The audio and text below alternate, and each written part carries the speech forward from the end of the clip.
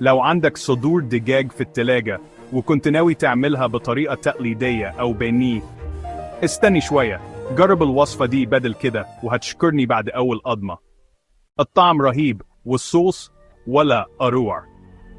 معايا 3 صدور دجاج، قطعت كل صدر لمكعبات بوكسات متساوية، لكن قبل التقطيع رشيت عليها بس ملح وفلفل أسود. بعدها غلفت القطع بالدقيق كويس في طاسة على النار، نزلت بمعلقتين زبدة، معلقتين زيت، وسويتهم من الناحيتين لحد ما خدوا لون ذهبي جميل.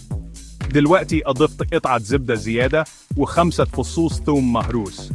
أنا استخدمت ثوم كبير، لو تحب قلل الكمية. أول ما الثوم بدأ يطلع ريحته، نزلت عليه بمعلقة كبيرة صويا صوص ومعلقة كبيرة خل، ومن 3 ل5 معالق كبار من عسل النحل، ولو ما عندكش ممكن سكر بني.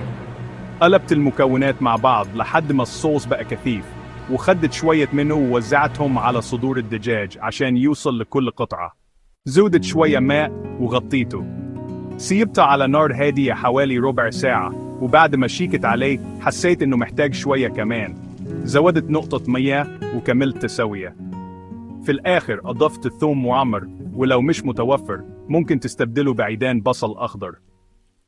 وقوام الصوص في الآخر كان كريمي وجميل زي ما أنتم شايفين. جربوا الوصفة وشاركوني رأيكم في التعليقات. بالهنا والشفا.